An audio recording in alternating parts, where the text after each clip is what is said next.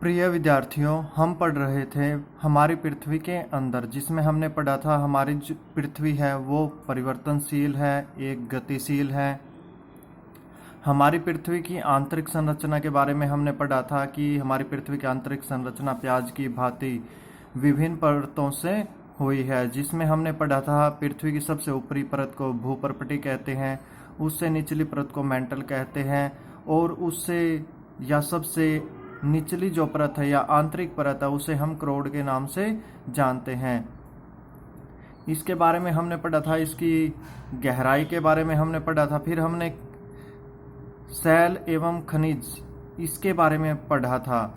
पृथ्वी की परपटी अनेक प्रकार के सेलों से बनी है।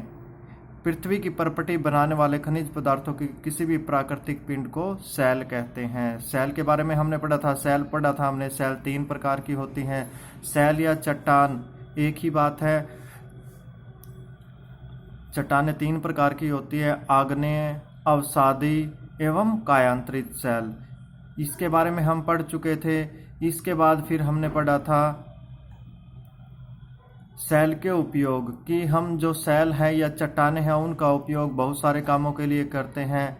सेल हमारे लिए बहुत उपयोगी है। कठोर सेलों का उपयोग सड़क, घर एवं इमारत बनाने के लिए किया जाता है।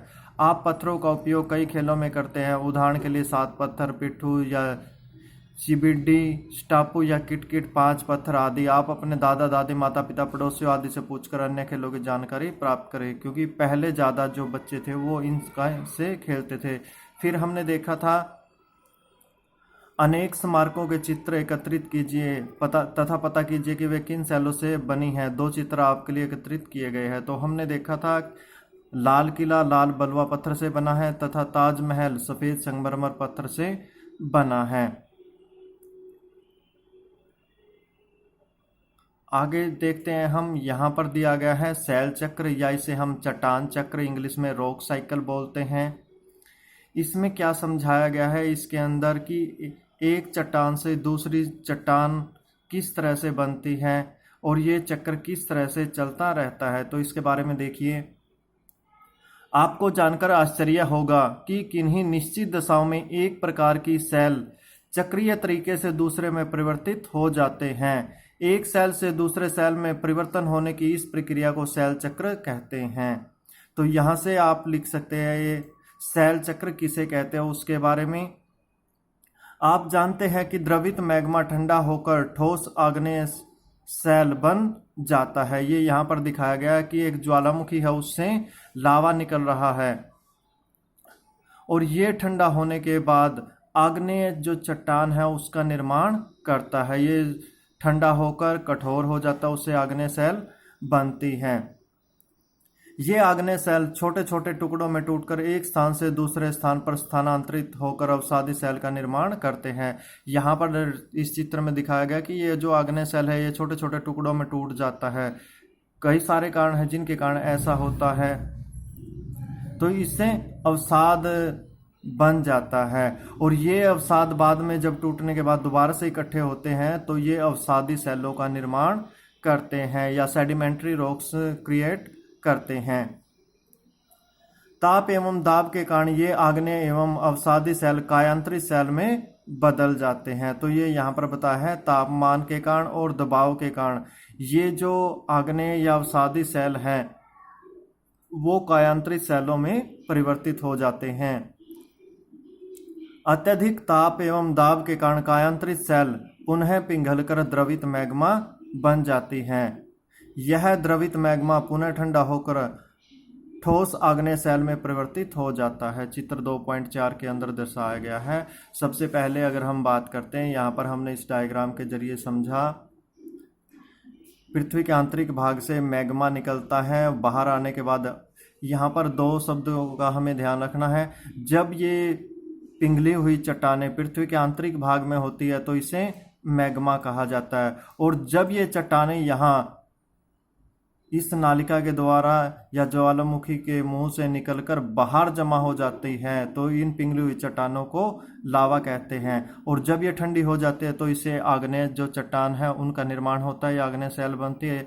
ये दाब और ताप के कारण डायरेक्ट कायांतरित सेल के अंदर भी परिवर्तित हो सकती हैं। इसके अलावा जब अग्नि सेल टूट जाती है तो उससे अवसाद बनता है और ये अवसाद जब इकट्ठा हो जाता है तो ये अवसादी सेलों में परिवर्तित हो जाता है और अवसादी सेल भी दाब और ताप के कारण कायांतरित सेल में परिवर्तित हो सकती हैं। जब एक के ऊपर एक बहुत सारी जब चट्टानें कायांतरित सेलों के ऊपर भी जब चट्टानें इकट्ठी होती रहती है तो उसके कारण दब के ये धरती के नीचे चली जाती है और नीचे दाब और तापमान के कारण ये चट्टानें पिघल जाती है और मैग्मा के रूप में दोबारा से फिर धरती के ऊपर आ जाती है। तो इस प्रकार हम सेल चक्र या चट्टान चक्र को समझ सकते हैं। सेल विभिन्न खनिजों से बनी होती हैं। खनिज प्राकृतिक रूप में पाए जाने वाले पदार्थ हैं जिनका निश्चित भौतिक गुणधर्म एवं निश्चित रासायनिक मिश्रण होता है। तो प्यारे बच्चों, आप यहाँ से खनिजों की परिभाषा लिख सकते हैं कि खनिज क्या है, क्योंकि जो सेलें हैं हमारी चट्टानें वो विभिन्न खनिजों से बनती है। आप यहाँ से इसकी परिभाषा लिख सकते हैं। खनिज प्राकृतिक रूप में पाए जाने वाले पदार्थ हैं जिनका निश्चित भौतिक गुणधर्म एवं निश्चित रासायनिक मिश्रण होता है। खनिज मानव जाति के लिए बहुत महत्वपूर्ण है। कुछ का उपयोग ईंधन की तरह होता है, जैसे कोयला, प्राकृतिक गैस एवं पेट्रोलियम। इनका उपयोग उद्योगों, औषधि एवं उर्वरक में भी होता है, जैसे लोहा, एल्युमिनियम, सोना, यूरेनियम आदि। इसके अलावा कुछ खनिजों का उपयोग हम खाने के लिए भी करते हैं, जैसे नमक। तो यहाँ पर आपका ये अध्याय समाप्त होता है। आओ कुछ करके सीखें। आपके राज्य में कौन से खनिज पाए जाते हैं? अपनी कक्षा में दिखाने के लिए कुछ नमूने एकत्र कीजिए। अगर आपको कोई खनिज मिलते हैं जो हमारे यहाँ पर पाए जाते हैं तो वो जब स्कूल में आओगे आप उस समय लेकर आ सकते हैं। तो अभी जो मैंने आपको ये चैप्टर कराया इसके साथ साथ आपको हमने क्वेश्चन आंसर थे वो भी किए। आप अपने क्वेश्चन आंसर है वो नोटबुक में लिखेंगे। Thank you.